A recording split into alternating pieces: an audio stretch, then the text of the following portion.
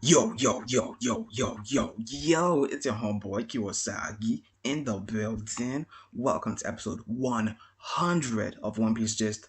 Special episode, so you guys not gotta turn up. Initially, I wanted to do a live stream, but I've never done a live stream before because I had the copyright strike, but now it's been lifted. And I didn't want to take the gamble on this episode to sort of see whether I can nail the live stream or not. So it is what it is. I'll do a live stream on a different episode. So what we're gonna do instead is this is gonna be a recap episode. I'm gonna go over every single episode I've done for One Piece, just basically, the 100 episodes, I mean the 99 episodes before this. So it's gonna be fun, and let's start. A few things to note before I continue.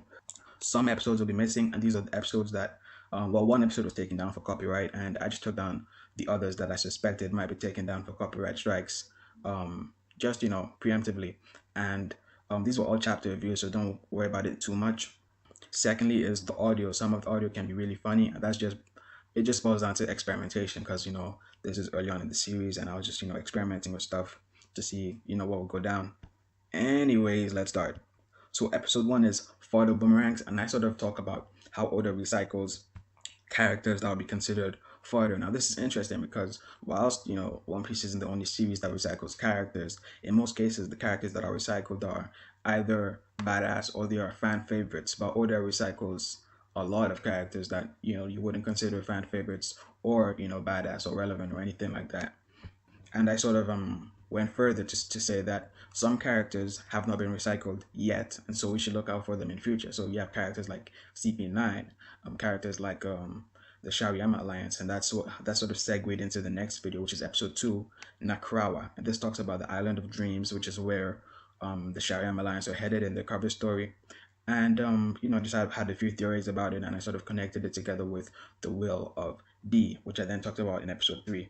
And sort of these 3 episodes, they sort of tie in together really nicely, and that was sort of the plan. It was supposed to be one long episode, but I thought it was a lot better to sort of break them down into 3 parts rather than one long part. That's just going to get too confusing because I talk about so much. Episode 4 is about Treble, and I sort of explained why Treble was a Logia, and this was long before it was confirmed that was a Logia, but it really should be obvious, and this is a simple way to tell whether someone's a Logia or not. Unless stated otherwise, if someone does not have all the characteristics of a Logia, they are not a Logia, they're a Paramecia.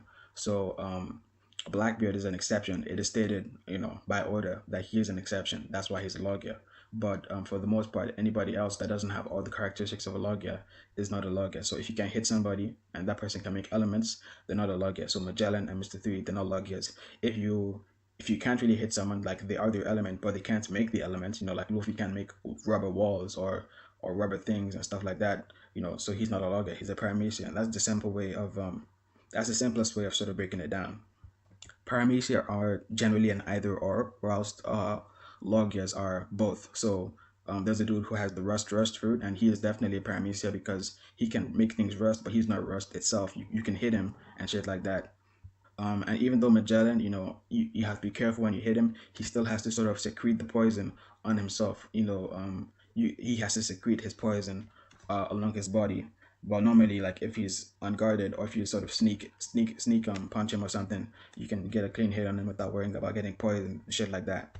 Next episode is what do you call it? The Don Quixote family abilities, and this is just my prediction, and I used sort of deductive logic. So I assumed the premise of the argument was, okay, let's assume that every sort of group, right, with a top executive, each of their sort of squads and their groups have a theme to them, and so that's how I sort of uh, deduced the other powers. Now I was wrong for a majority of them, but I was right about some of them though.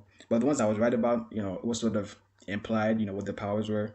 Actually, all of them were sort of implied in some way or some form, so there's no real excuse. But yeah, I wasn't right. I was wrong about all of them, but I was wrong by quite a number. But it's not a big deal because the possibilities literally are endless. So you really need an angle to tackle when you're coming up with people's fruits and shit. Next, we have the Corridor Colosseum. That's chapter review, so you can ignore it.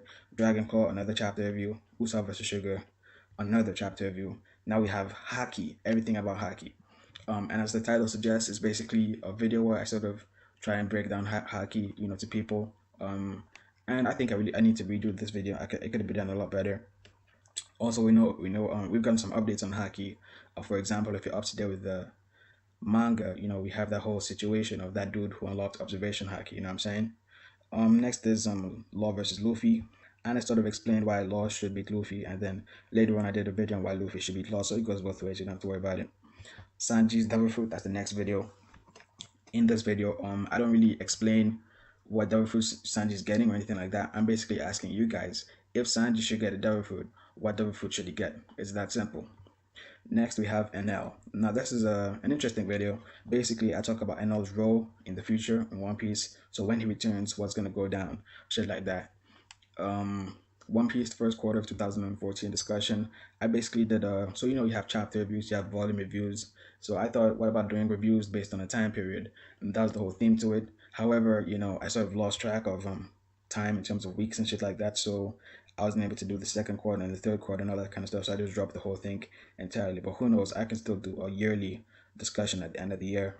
Next, we have the CP0 episode. In this episode, I sort of talk about why CP0 should be above Admiral level, in my opinion. And there's a bonus content video about it. But in one of them, I sort of do a sort of graph on like the CP powers and the power scaling. But just ignore that completely, because later on, I found out some information that makes it sort of an invalid assessment.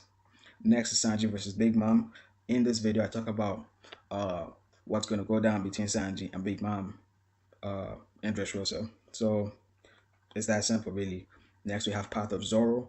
And well, this is an interesting video. I basically go talk about what level Zoro is on right now, what level he will be at the end of the series, and how he sort of progresses throughout the storyline and who he might fight and shit like that. And Zoro is one of the easiest because it's sort of easy to pick out who his opponents can be, because they're generally just swordsmen. So we just think about all the cool swordsmen in the series and which ones would sort of go together with Zoro really nicely.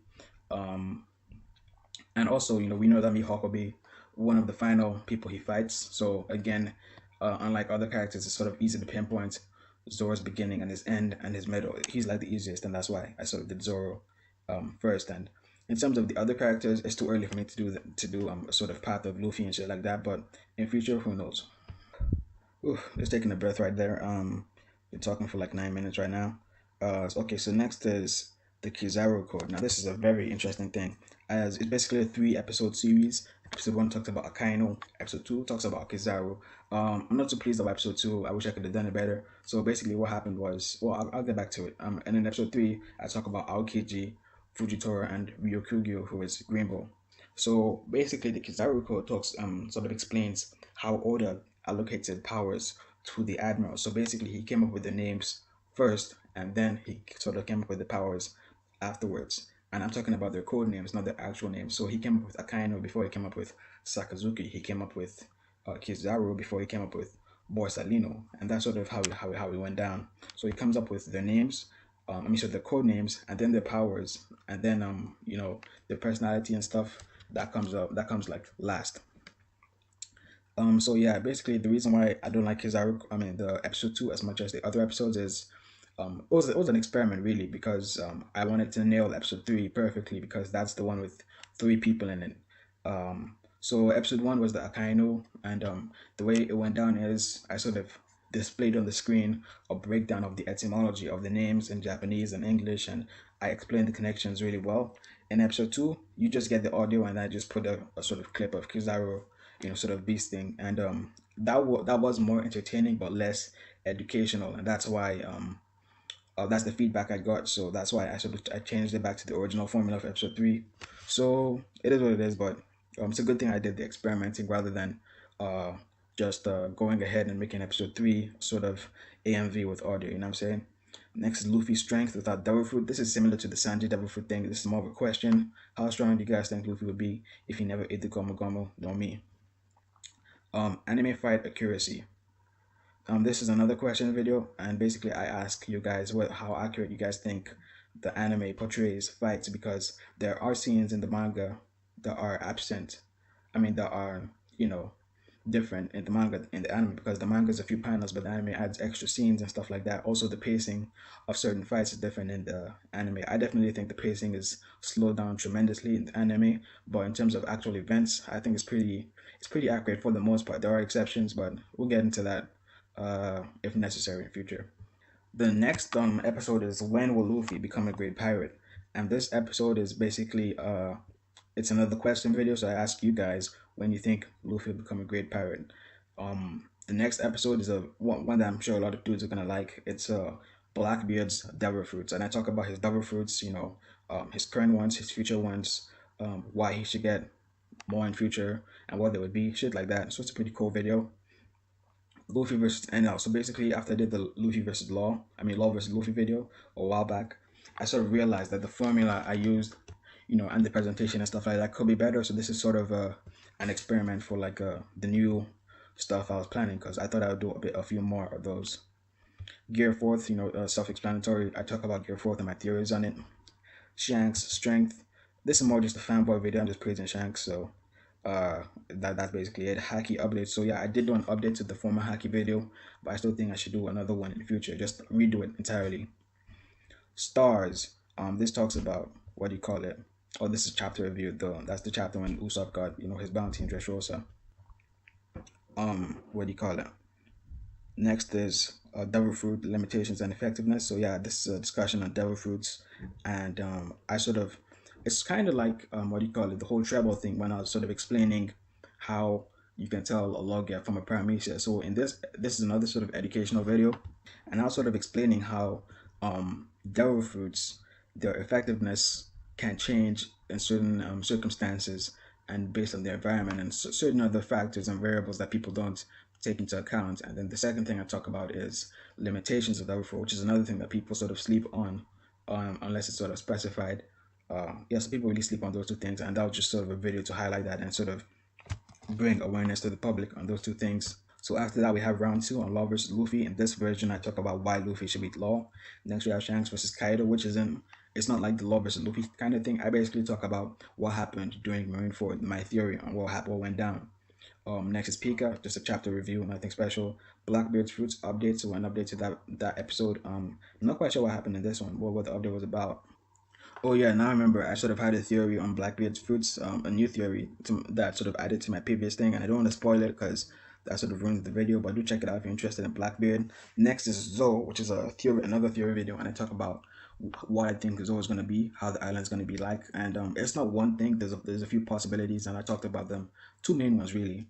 Next, we have a Q&A. That's my first Q&A, and self-explanatory. People ask questions, and I answer. What do you call it? Next is Big Mom's family. Oh, well, actually, about the Q&A, I think that was sort of an announcement rather than having my actual answer. So people left their questions on that video, then in future I answered it. Next is Big Mom's family, and I talk about, some characters that I think are in Big Mom's family. Like, I think they're actually related to Big Mom by blood.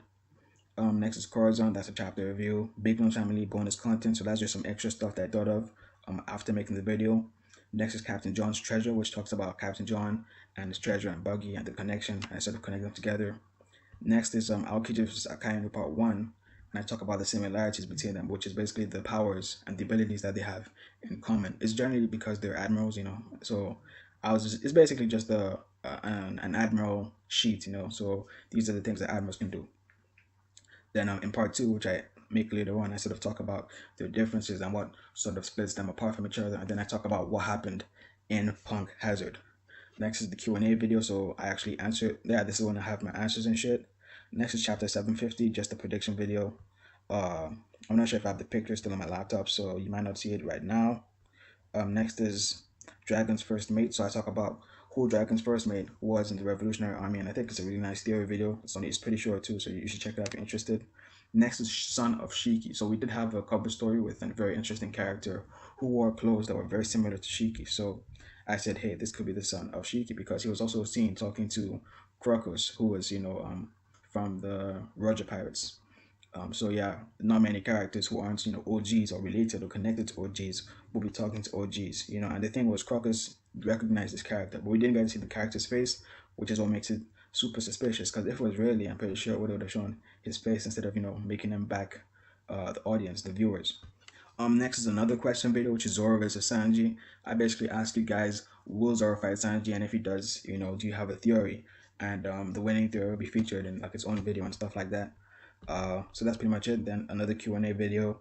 Then Doflamingo versus Luffy election. So this is basically a sort of survey to see, or a poll to see what people think about Doflamingo versus Luffy, how strong they think they are in comparison to each other and stuff like that. Next is Dragon's flashback. So I had a theory that we might see Dragon in the flashback in Dressrosa. It's still possible, but with each chapter, definitely the probability sort of decreases slowly, and it's decreased tremendously because of some of the latest reveals. But just in case you're not caught up to the manga, I don't want to spoil you on that.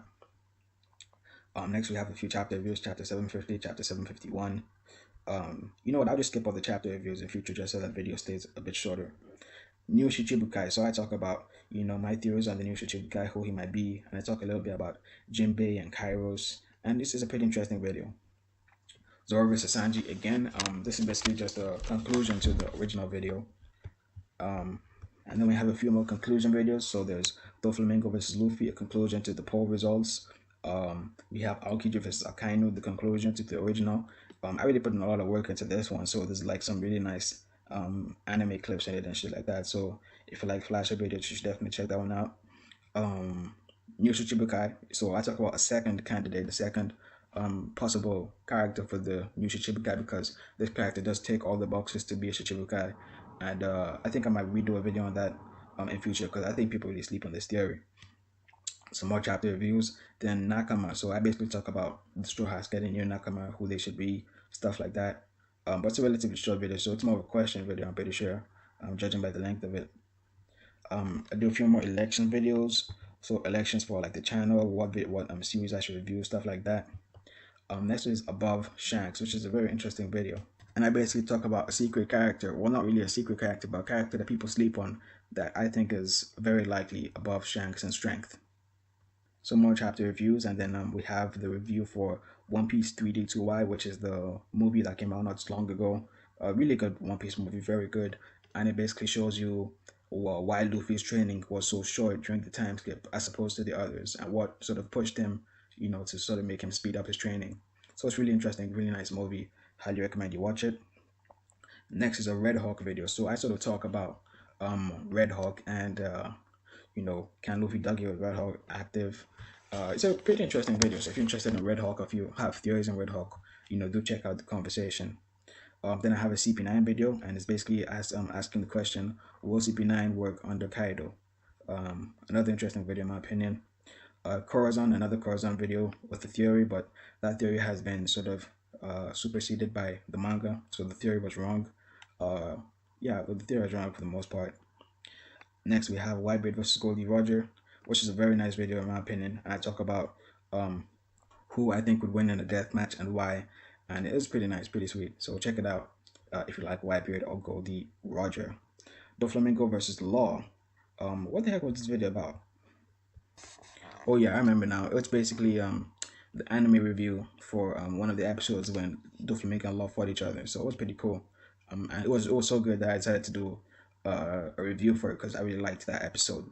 Then we have a shit ton of chapter reviews and chapter prediction videos, and then we have episode 90, which is the top 5 strongest Marines of all time. You can check it out if you want.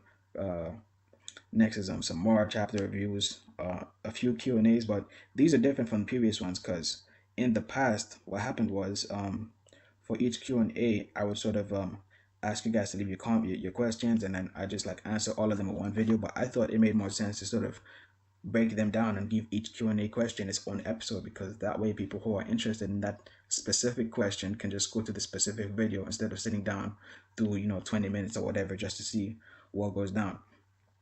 So yeah, in this specific one I talk about whether Zoro will get a new sword. Next we have a Willow D theory thread. So the thread is basically a place where anybody with a theory on the Willow D can just leave it down there in the comment section. And I thought, yeah, it's pretty cool to have a sort of a focal point. So because the Willow D, we're not going to find out everything about it for quite a while. It's pretty obvious in the manga right now. Maybe when the anime comes out, we might get a little bit more info on it, but that's not too likely. And so yeah, it's pretty cool. Next is some more chapter reviews, Angels and Demons. So I talk about the Willow D and one of the recent reveals we got in the chapter, and it talks about the devil and God and shit like that, and I sort of addressed that in that video. Finally, we have the remaining 3 videos, which are all part of the Halloween special I did. So the first is Fear of Kaido, and basically talks about why people fear Kaido, apart from him being a Yonko, because I mean fearing a Yonko is pretty natural. Next is Brooks' powers. So I talk about Brooks' powers by the end of the series. And finally, I talk about a secret race slash a secret island that's been sort of foreshadowed by Order. And I get my whole theory on it and shit like that. And sheesh, this has been a long video, like 25 damn minutes. Damn. Thank you for chilling all the way to the end. Like, subscribe, all that good stuff. And as always, thank you guys for watching.